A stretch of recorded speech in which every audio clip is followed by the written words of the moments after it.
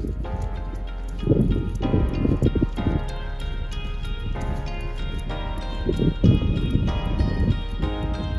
forgot how annoying it could be trying to record in the wind here in Victoria, British Columbia. What is it, Frank? Hey, Frank? You okay? You big boy? Jagger! Frankie! Jagger! This one.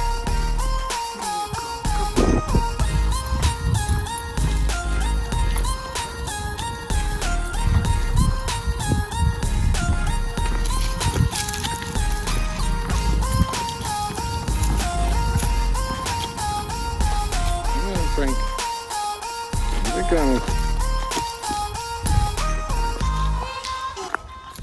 Hey friends, welcome to your human pet ramble. Coming at you today from Cuthbert Homes Park. Walking Kai and Bingo right now. A couple that I've gotten up to par being friends.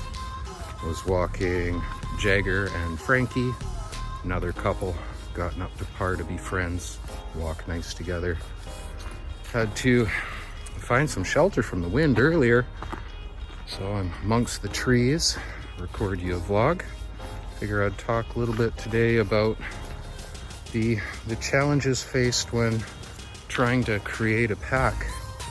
Oftentimes I find just a signaled partner is where you need to start, and slowly add one dog at a time, and only dogs that they're friends with, in reference to, you know, the troubled dogs that I work with.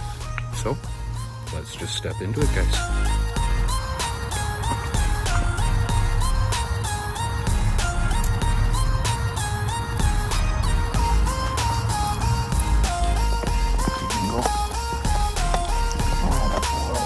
Yeah.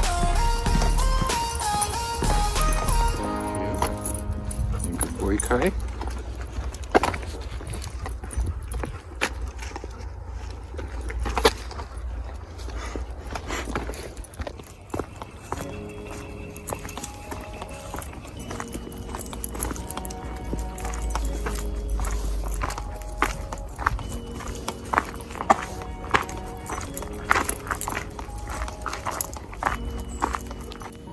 Just about all my clients are troubled in their own way.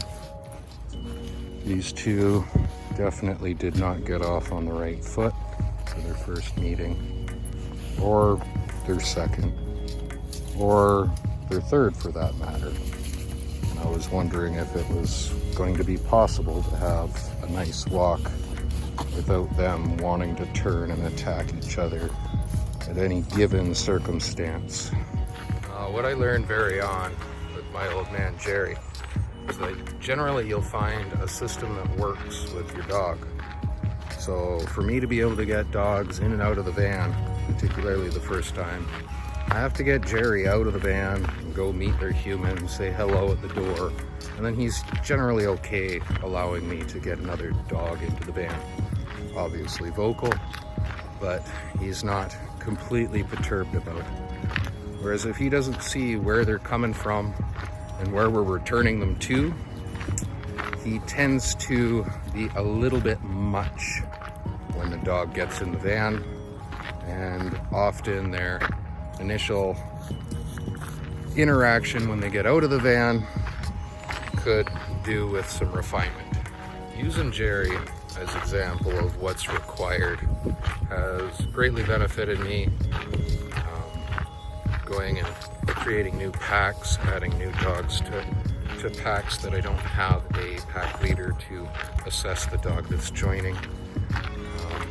But most importantly, relevant to the things that Jerry requires is pretty universal for most other dogs. Such things as neutral grounds for a meet and greet,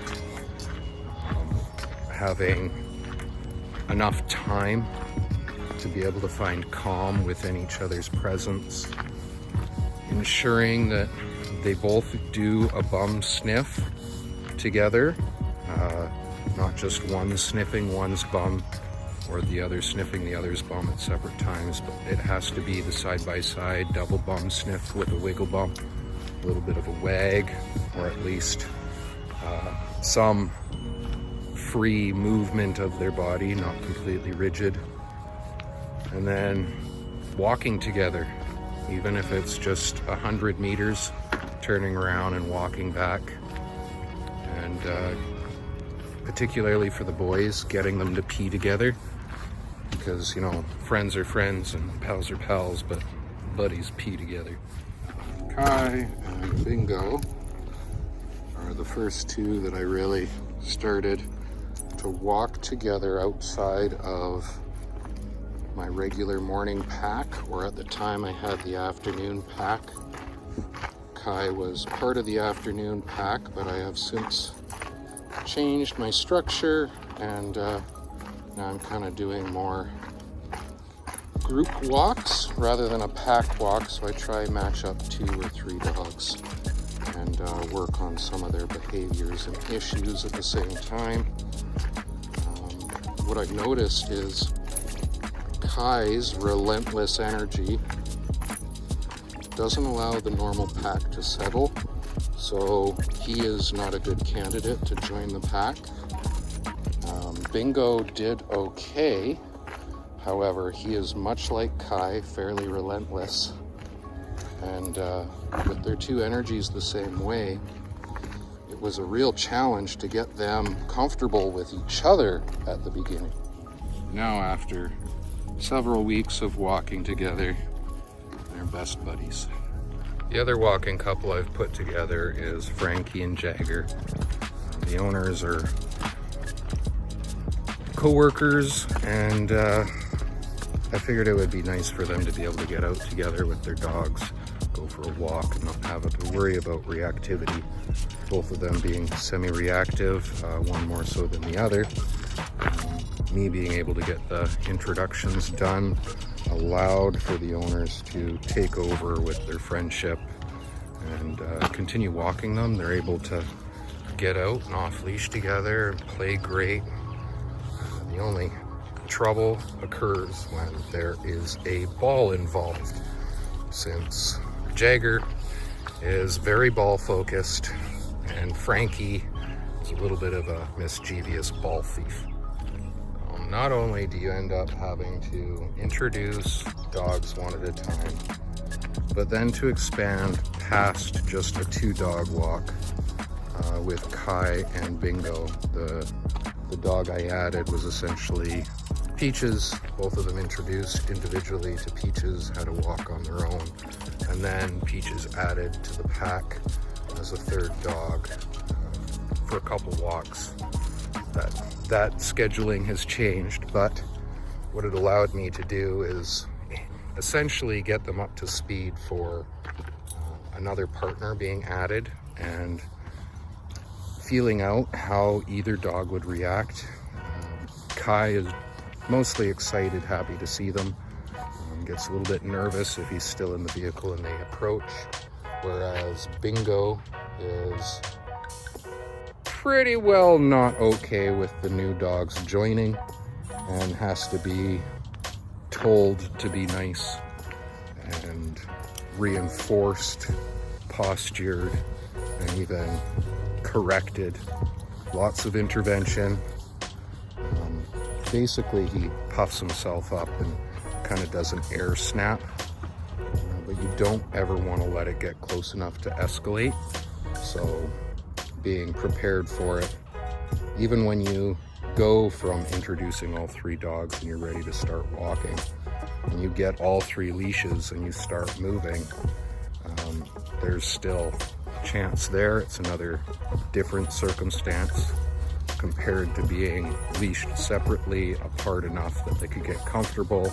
You still need to be aware of when you bring them into each other's boundaries. Make sure that you're prepared to handle 3 dogs and all that can transpire from there. I've made about 2 attempts Really it's 3, but I don't consider the third a legit attempt because I kind of gave up before really trying. So 2 good attempts trying to get Peaches to join Frankie and Jagger. They seem to have a little bit of a bromance going on, and they don't want to allow another dog into the pack. It doesn't matter if they are a lab, same size, a woman, a man, or smaller for that matter. Both of them tend to react to each other's reaction, which is something I'm going to have to address to be able to add another dog to that pack.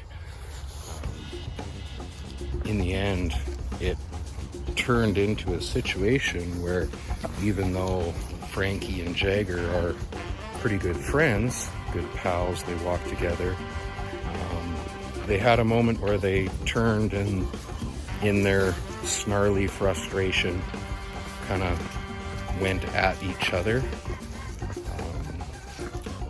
Not really locking on or doing anything, not intending to do any damage, but that lungy, snarly vocalization. It's basically screaming, "Get the hell away from me." And so they were attached a lot like I have Bingo and Kai. And when they both went to the end of the leash, the tether swung them together, and when their bodies collided, they actually turned on each other. Because what I assume is they were so focused and triggered that whatever came into their path at that moment was essentially whatever was going to get the blunt of their reaction. Despite how difficult it can be, how concerning it often is, and the potential danger I put myself in having to get hands-on for intervention, I do feel as if it is by far worthwhile to put the work in. And just look at these 2 happy boys. Ready for treats? Sit. Sit. Good. You too, Kai. All the way, you turkeys. Well, best buddies, no fighting. Yeah, definitely worthwhile. Oh.